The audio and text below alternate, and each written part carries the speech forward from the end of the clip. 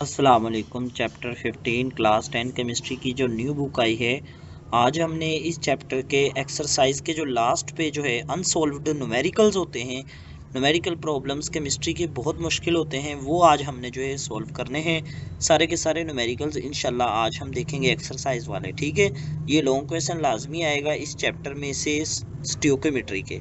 ठीक है, तो ये बहुत इजी न्यूमेरिकल हैं, जस्ट आपको समझने की ज़रूरत है, आपको कहीं से भी नहीं मिलेंगे अभी स्टूडेंट्स। अल्हम्दुलिल्लाह से हमने सारे के सारे सोल्व करके आपके साथ शेयर करने हैं आज के लेक्चर में। ठीक है, तो सबसे पहला न्यूमेरिकल है calculate the number of moles, volume and number of molecules. हमने फाइंड करना है नंबर ऑफ मोल्स, वॉल्यूम और मॉलिक्यूल्स इन 4 ग्राम। 4 ग्राम है किसके? सी एच फार्मूला है जी बेंजीन का, empirical formula at room temperature pressure. C H के अंदर जो है कितने नंबर ऑफ मोल्स हैं, कितने नंबर ऑफ वॉल्यूम है और कितने नंबर ऑफ मॉलिक्यूल्स हैं, जबकि उसकी अमाउंट कितनी है? 4 ग्राम है। ठीक है, हम फाइंड करते हैं जी। ठीक है, कंडीशन बता दी at room temperature pressure, RTP room temperature pressure.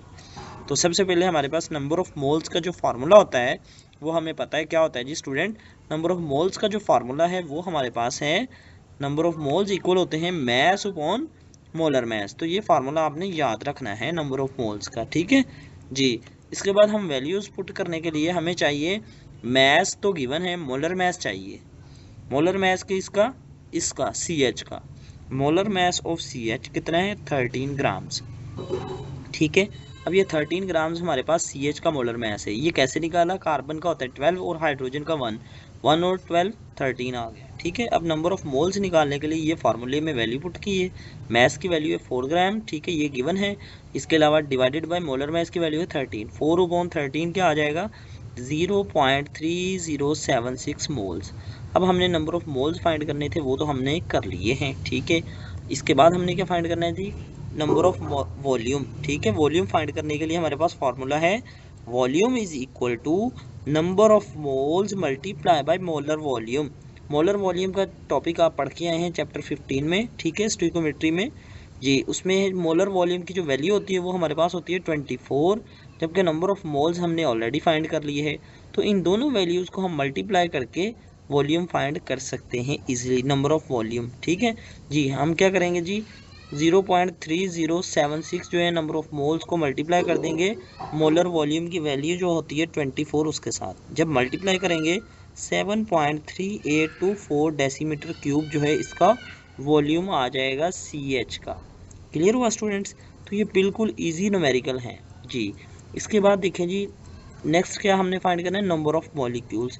Number of molecules का फार्मूला जो है आप अगर 9th क्लास में पढ़ा हो, moles multiply by Avogadro number. ठीक है, N A stand for Avogadro number. अब मोल्स की वैल्यू तो हमने निकाल ली है 0.3076, उसको मल्टीप्लाई कर देंगे एवोगैड्रो की वैल्यू से 6.02 × 10⁻23। तो हमारे पास इन दोनों वैल्यूज़ को जब मल्टीप्लाई कर देंगे तो नंबर ऑफ मॉलिक्यूल्स आ जाएंगे, जो कि है 1.8517 मल्टीप्लाई बाय 10⁻23। तो स्टूडेंट हमने फाइंड करने थे नंबर ऑफ मोल्स, फाइंड कर लिए है, वॉल्यूम फाइंड करना था वो भी फाइंड कर लिया है, और नंबर ऑफ मॉलिक्यूल्स फाइंड करने थे वो भी कर लिए हैं। ठीक है, तो 15.1 न्यूमेरिकल हमारा कंप्लीट हो गया है। अब हम नेक्स्ट न्यूमेरिकल देखते हैं। सारे के सारे न्यूमेरिकल इंशाल्लाह आपके साथ शेयर किए जाएंगे जी। 15.2 न्यूमेरिकल देखें। What mass of NaCl need to be dissolved in 150 centimetre cube of a solution. यानी कि हमें NaCl का कितना मैस चाहिए डिसॉल्व करने के लिए? 150 सेंटीमीटर क्यूब। ठीक है, यानी कि NaCl का हमने मैस फाइंड करना है, इतना जो है वो इसके अंदर डिसॉल्व करना है of a solution if the concentration of the solution is. अब इतनी जो है उसकी कंसंट्रेशन होनी चाहिए, यानी कि इसमें इतनी जो है वो गाढ़ापन होना चाहिए सॉल्यूशन। ठीक है, 0.4 मोल पर डेसीमीटर क्यूब, यानी कि ये सोल्यूशन की कंसंट्रेशन होनी चाहिए, और ये हमारे पास वॉल्यूम गिवन है, जबकि हमें फाइंड करना है mass. Volume of NaCl in decimetre cube, volume कितना गिवन है? 150 सेंटीमीटर क्यूब में गिवन है। इसको हम 1000 से जब डिवाइड करवा देंगे तो ये आ जाएगा जी डेसीमीटर क्यूब में 0.15 डेसीमीटर क्यूब। क्लियर हुआ? वी नो दैट कंसंट्रेशन का फार्मूला होता है, concentration is equal to mass of solute in gram divided by volume of solution in decimetre cube, क्योंकि हमने फाइंड करना है mass of solute in grams. ठीक है, NaCl का मैस फाइंड करना है, तो ये सोल्यूट होगा क्योंकि इसने डिसोल्व होना है किसमें, 150 सेंटीमीटर क्यूब सोलवेंट में। तो कोई भी सोल्यूट का मैस फाइंड करने के लिए हम ये फार्मूला यूज करते हैं, concentration is equal to mass of solute divided by volume of solution in decimetre cube. तो हम वैल्यूज पुट करेंगे, कंसंट्रेशन हमें पता है 0.4, ठीक है, मैस ऑफ सोल्यूट हमने फाइंड करना है एज इट इज, वॉल्यूम हमने निकाल लिया है 0.15 डेसीमीटर क्यूब। ठीक है, अब ये 0.15 इधर क्या हो रहा था, डिवाइड हो रहा था, इक्वेशन की दूसरी साइड में जाके क्या हो जाएगा, 0.4 से मल्टीप्लाई, 0.4 को 0.15 से मल्टीप्लाई करेंगे तो हमारे पास मैस ऑफ सोल्यूट आ जाएगा ग्राम्स के अंदर 0.06 ग्राम्स, यही हमने फाइंड करना था। तो मैस ऑफ सोल्यूट आ गया, यानी कि NaCl का जो मैस हमें चाहिए इतना सोल्यूशन बनाने के लिए वो कितना है जी, 0.06 ग्राम्स हमें मैस चाहिए।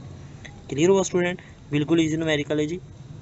15.3 वाला न्यूमेरिकल देखें, find out the percentage of sodium in sodium bicarbonate. Sodium bicarbonate अगर हम ले लें, इसके अंदर सोडियम कितना होता है ये हमने फाइंड करना है। ठीक है, किसी भी एक एलिमेंट का परसेंटेज निकालने का सिंपल मैं तरीका आपको बता देता हूँ। लाजमी नहीं है कि आपको सोडियम में कहूँ जी हाइड्रोजन का निकालें तो आप हाइड्रोजन का भी निकाल लेंगे। फार्मूला मैस ऑफ NaHCO3, ये फार्मूला मैस हमने निकाल लिया सोडियम बाइकार्बोनेट का। Na का जो मॉलिक्यूलर मैस होता है वो होता है जी 23, जबकि हाइड्रोजन का होता है 1, कार्बन का होता है 12 और ऑक्सीजन के 3 हैं, तो एक ऑक्सीजन का होता है 16, तो 3 का कितना हो जाएगा 48। इन सबको ऐड करेंगे तो 84 जो है फार्मूला मैस आ जाएगा सोडियम बाइकार्बोनेट का, ये आप गूगल पे भी चेक कर सकते हैं।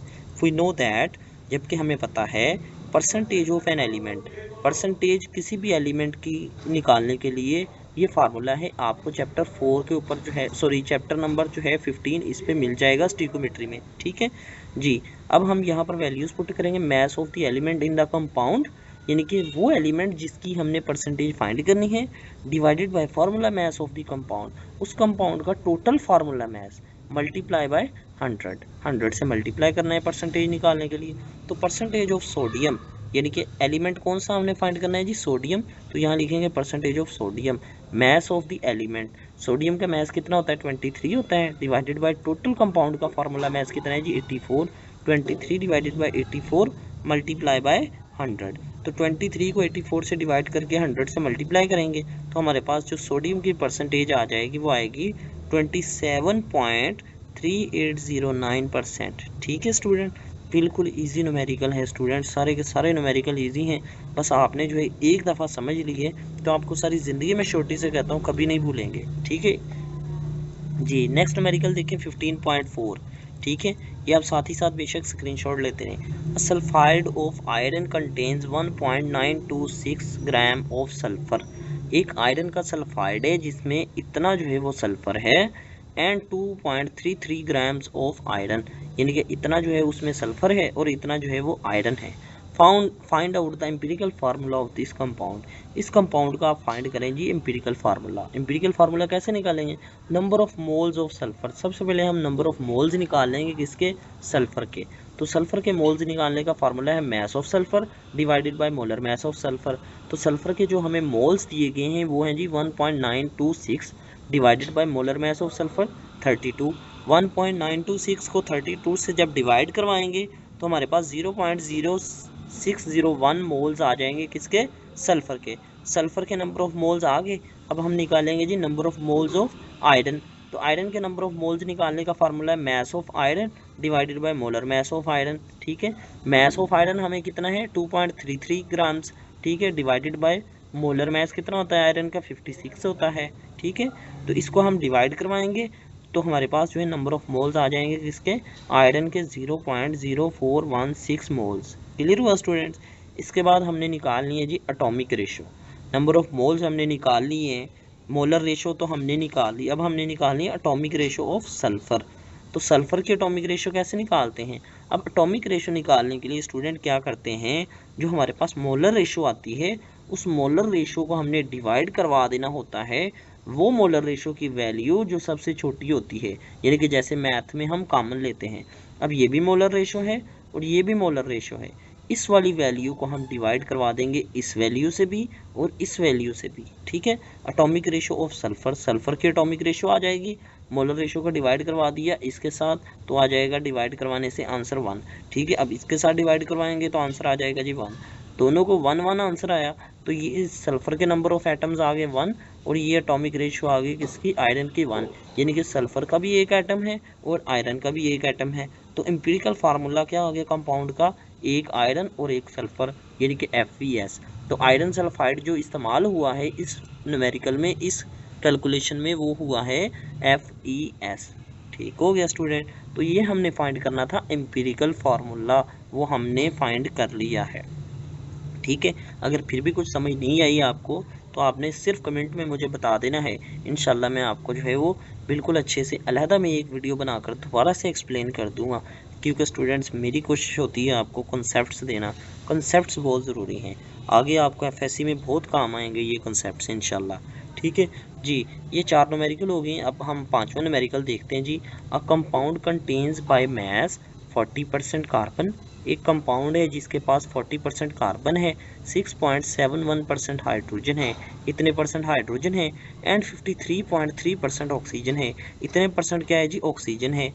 आज 0.30320 mole of this compound weighs, और इस कंपाउंड में अंदर इतने परसेंट जो है वो एलिमेंट्स हैं, और ये इस कंपाउंड का टोटल मास है 28.8 gram. What is the molecular formula of this compound, इस कंपाउंड का मोलिकुलर फार्मूला नहीं हमें पता, वो हमने निकालना है। तो कैसे निकालेंगे, कार्बन कितना है जी 40%, अगर कार्बन 40% है और इस कंपाउंड की जो टोटल परसेंटेज है वो कितनी है जी 100%, तो 100% में से 40% का निकालेंगे तो वो 40 ग्राम आ जाएगा। ठीक है, इसी तरह हाइड्रोजन का निकालेंगे तो वो 6.71 आ जाएगा, ऑक्सीजन का निकालेंगे तो वो 53.3 ग्राम्स आ जाएगा। अब ये तो हमारे पास कंपाउंड्स के जो मैसेज आ गए हैं, सही है, एलिमेंट्स के अलग अलग भी आ गए हैं और कंपाउंड का मैस भी आ गया है। अब हमें चाहिए जी number of moles of each element, हर एक एलिमेंट के हमने नंबर ऑफ मोल्स निकालने हैं। ठीक है, number of moles of each element, number of moles का फार्मूला है mass of element, molar mass of element. ठीक है, तो number of moles of carbon निकालने के लिए क्या करेंगे, mass of element of carbon, यानी कि कार्बन के एलिमेंट का जो मैस है वो कितना है जी 40 डिवाइडेड बाय कार्बन का मैस होता है 12। ठीक है, मोलर मैस, तो 40 को 12 से डिवाइड करवाएंगे ये आंसर आ जाएगा। ठीक है, तो ये मोलर रेशियो आ गई किसकी, कार्बन की। अब हम निकालेंगे हाइड्रोजन की, हाइड्रोजन का मैस कितना है 6.71 divided by molar mass of hydrogen 1। ठीक है, इसको जब 1 से डिवाइड करवाएंगे 6.71 आ जाएगा। इसी तरह हम ऑक्सीजन का मोलर रेशो निकालने के लिए क्या करेंगे, इस ऑक्सीजन के मैस को डिवाइड करवाएंगे ऑक्सीजन के मोलर मैस से, और ऑक्सीजन का मोलर मैस होता है 16। जब 53.3 को 16 से डिवाइड करवाया तो आंसर आ गया 3.33। ठीक है, तो ये तीनों एलिमेंट्स की मोलर रेशो आ गई है। मैंने आपको प्रीवियस न्यूमेरिकल में बताया था मोलर रेशो से एटॉमिक रेशो निकालने का सिंपल फार्मूला है, आपने क्या करना है जी, कॉमन लेना होता है, यानी कि जो सबसे कम वाली वैल्यू आती है मोलर रेशो में, यानी कि 3.3, उसको हमने तीनों एलिमेंट्स की मोलर रेशो से डिवाइड करवाना है तो एटॉमिक रेशो आ जाती है। अब एटॉमिक रेशो निकालेंगे जी कार्बन की, कैसे, 3.33 को हमने डिवाइड करवा देना है जी 3.33 से, जब इससे डिवाइड करवाया 1 आ जाएगा। अब 6.71 को डिवाइड करवा दिया 3.333। ठीक है, जब इससे डिवाइड करवाया तो आंसर आ गया जी 2। अब इसके बाद जो है हमने ऑक्सीजन की एटॉमिक रेशो निकालने के लिए इस वाली वैल्यू को इसी वैल्यू से डिवाइड करवाना है। ठीक है, तो हमारे पास आंसर आ गया जी 1। अब देखें एटॉमिक रेशो कार्बन की कितनी आ गई 1, हाइड्रोजन की कितनी आ गई 2, ऑक्सीजन की कितनी आ गई 1। तो जितने नंबर ऑफ एटम्स की रेशो आई है उतने नंबर ऑफ एटम्स आप लिख दें, वो कंपाउंड का क्या होता है जी, एम्पिरिकल फार्मूला होता है। ठीक हो गया, ये कंपाउंड का एम्पिरिकल फार्मूला तो हमने फाइंड कर लिया, लेकिन हमें क्या चाहिए स्टूडेंट, देखते हैं दोबारा से, what is the molecular formula of this compound. हमने फाइंड करना है जी मोलिकुलर फार्मूला।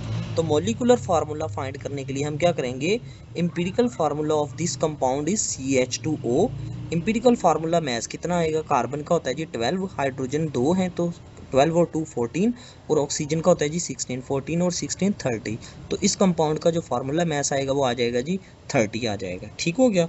अब मोलर मैस ऑफ कंपाउंड हमने फाइंड करना है जी मोलिकुलर मैस। ठीक है, मोलिकुलर फार्मूला फाइंड करना है तो उसके लिए हमें पहले फाइंड करना पड़ेगा मोलर मैस। तो मोलर मैस फाइंड करने का सिंपल फार्मूला है मैस ऑफ द कंपाउंड। ठीक है, जो मैस है कंपाउंड का गिवन है हमें। ठीक है, ये आपको पता है 28.8 ग्राम्स उन्होंने बताया हुआ है ये कंपाउंड का मैस। ठीक है, divided by molar mass of the compound. अब कंपाउंड के जो मोल्स हैं वो भी हमें पता चल गए हैं 0.320, ठीक है, ये भी हमें पता है। इसके बाद जब हम इसको डिवाइड करवाएंगे तो ये मोलर मैस आ जाएगा कंपाउंड का। जब कंपाउंड का मोलर मैस ये आ गया तो आपने 9th क्लास में ये वाला फार्मूला पढ़ा होगा कि एम्पिरिकल फार्मूला हम जो है मॉलिक्यूलर फार्मूला कैसे फाइंड करते हैं, ठीक है, ये वाला। तो molecular formula of compound find करने के लिए हम n की वैल्यू फाइंड करते हैं।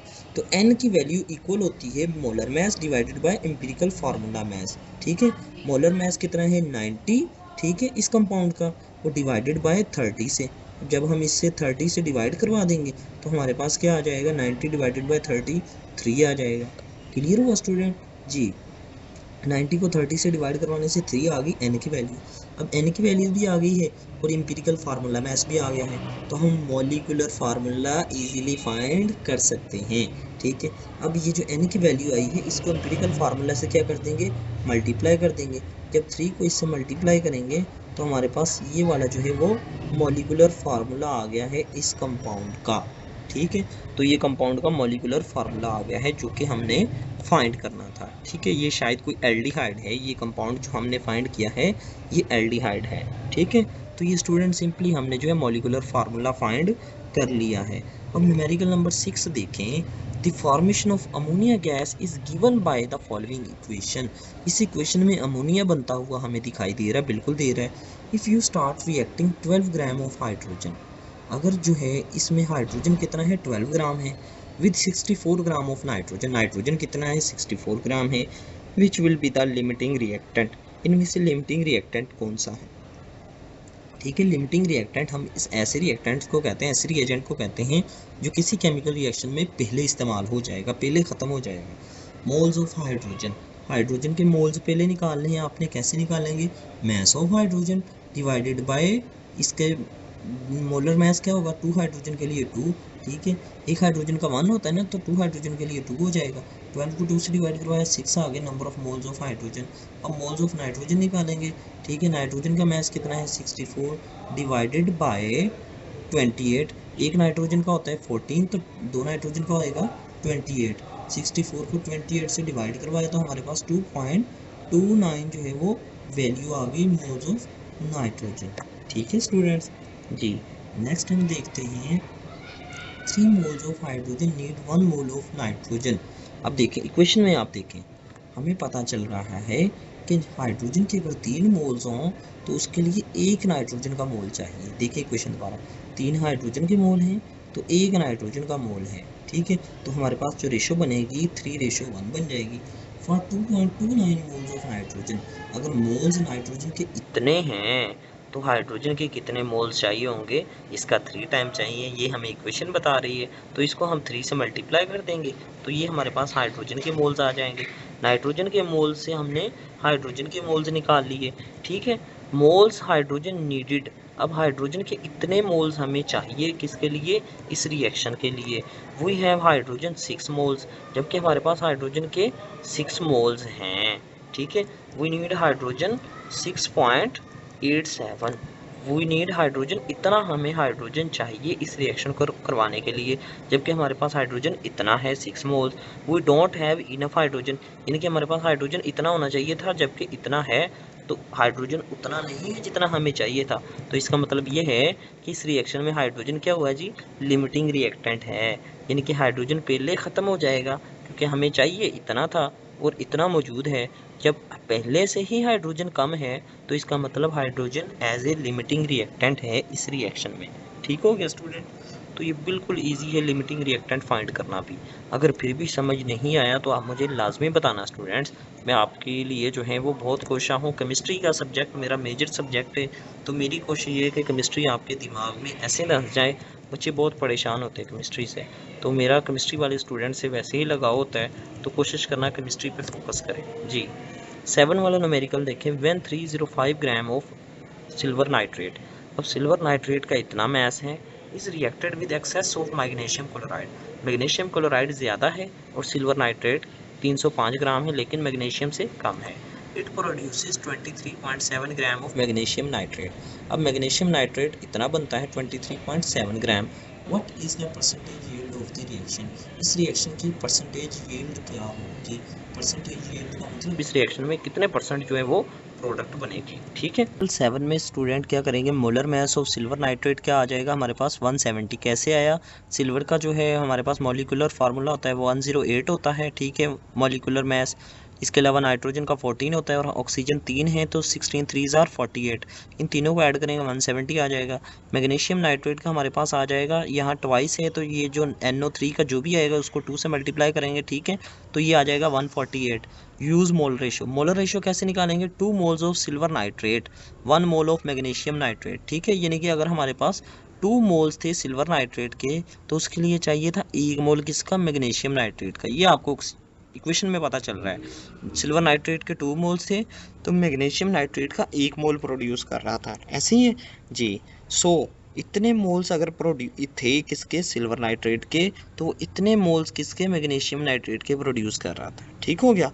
Given 305 gram of silver nitrate, यानी कि सिल्वर नाइट्रेट का 305 ग्राम है। अगर थ्योरेटिकल यील्ड निकालेंगे, पहले इसकी थ्योरेटिकल यील्ड निकालने का फार्मूला है 148 जो है वो इसकी प्रोडक्ट आ जाएगी डिवाइडेड बाय 340। ठीक है, जो इसका जो है मॉलिक्यूलर फार्मूला है। ठीक है, 340 यानी कि जो प्रोड्यूस कर रहे हैं डिवाइडेड बाय जो हम जो है फार्मूला में रिएक्टेंट्स हैं, यानी कि प्रोडक्ट डिवाइडेड बाय रिएक्टेंट। ठीक है, यानी कि इतने जो थे, इतने ग्राम जो था सिल्वर नाइट्रेट वो 148 ग्राम मैग्नीशियम नाइट्रेट प्रोड्यूस कर रहा था।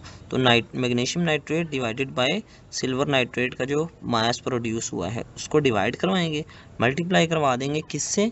305 से। ठीक है, अब 305 से मल्टीप्लाई क्यों किया? क्योंकि हमने जो है सिल्वर नाइट्रेट का जो मैस यूज़ हुआ है वो इतना था। ठीक है, तो हमारे पास सिल्वर नाइट्रेट का जो मॉलिक्यूलर हमारे पास मैस आया वो इतना है। तो जब हम मल्टीप्लाई करवाएंगे तो ये थ्योरेटिकल यील्ड आ गई। अब थ्योरेटिकल यील्ड आ गई है, हमने निकालनी है परसेंटेज यील्ड। परसेंटेज यील्ड के लिए हमें चाहिए थी थ्योरेटिकल यील्ड, तो वो हमने निकाल ली। हम एक्चुअल यील्ड को डिवाइड करवा देंगे, थ्योरेटिकल यील्ड से मल्टीप्लाई 100 करेंगे तो परसेंटेज यील्ड आ जाएगी। तो परसेंटेज यील्ड क्या आ जाएगी?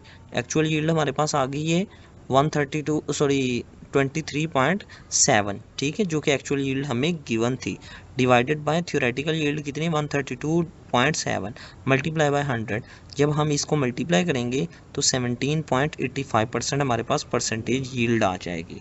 ठीक है स्टूडेंट्स, ये देख सकते हैं परसेंटेज यील्ड ही हमने फाइंड करनी थी और वो हमने फाइंड कर ली है। What is the percentage yield? तो परसेंटेज यील्ड हमने फाइंड कर ली है। ये 305 ये है जो सिल्वर नाइट्रेट का हमें गिवन था। ठीक है, 23.7 ग्राम जो है वो इट प्रोड्यूसेस, यानी कि ये एक्चुअल यील्ड थी हमारे पास। ठीक है, थ्योरेटिकल यील्ड निकाल ली हमने और एक्चुअल यील्ड हमें गिवन थी, तो इस तरह से हमने परसेंटेज यील्ड निकाल ली है। क्लियर हुआ स्टूडेंट जी? लास्ट वाला न्यूमेरिकल देखें जी, चैप्टर नंबर 15 का। A sample of metal has a total mass of 3.66 kilogram and contain 2.45 kilogram of gold. एक सैंपल है मेटल का जिसमें इतना जो है वो हमारे पास आयरन मेटल है। ठीक है, इतना जो है वो उसमें गोल्ड है। What is the percentage purity of gold in the sample? यानी कि इतना टोटल मेटल है, इतना उसमें गोल्ड है। हमने परसेंटेज प्योरिटी फाइंड करनी है किसकी? गोल्ड की, यानी कि उसमें कितने परसेंट गोल्ड प्योर मौजूद है। तो टोटल मास ऑफ सैंपल कितना है? 3.66 किलोग्राम। मास ऑफ गोल्ड कितना है? ये भी हमें गिवन है। तो परसेंटेज प्योरिटी का सिंपल फार्मूला है मास ऑफ प्योर सब्सटेंस, जो कि टोटल सब्सटेंस का मास है वो कितना है? Mass of gold. ठीक है, मास दोनों का मास हमें गिवन है, तो मास ऑफ प्योर सब्सटेंस हम लिखेंगे। प्योर सब्सटेंस किसका है जी? गोल्ड का 2.45 divided by total mass of substance. Total mass कितना है? 3.66 मल्टीप्लाई बाय 100। तो जब हम इसको डिवाइड करवाएंगे तो आंसर आ जाएगा 0.669 मल्टीप्लाई बाय 100। जब इसको 100 से मल्टीप्लाई करेंगे तो आंसर आ जाएगा 66.9%। तो इतने परसेंट गोल्ड क्या है? प्योर है। तो स्टूडेंट चैप्टर 15 के सारे न्यूमेरिकल अल्हम्दुलिल्लाह से हमने कर लिए हैं। अब ये आपके सामने मैं शो कर रहा हूँ क्वेश्चंस विद इन चैप्टर, यानी कि चैप्टर 15 के जितने भी क्वेश्चन चैप्टर के अंदर बन रहे हैं वो मैंने आपके साथ शो कर दिए हैं। तो अल्हम्दुलिल्लाह से ये हमारे चैनल के ऊपर आपको केमिस्ट्री की तैयारी हमसे अच्छी कोई नहीं करवाएगा। ये मैं आपको हर रोज़ एक ही बात कहता हूँ कि हमारे चैनल के से अच्छी आपको तैयारी कहीं भी कोई नहीं करवाएगा। ठीक है, तो इस चैनल पर अगर आप फर्स्ट टाइम आए थे तो चैनल को सब्सक्राइब कर दें, वीडियो अच्छी लगी हो तो वीडियो को लाइक करके और बेल आइकन लाजमी प्रेस करें, ताकि जब भी हम वीडियो अपलोड करें आपको फौरी वीडियो मिले और आपका फ़ायदा हो।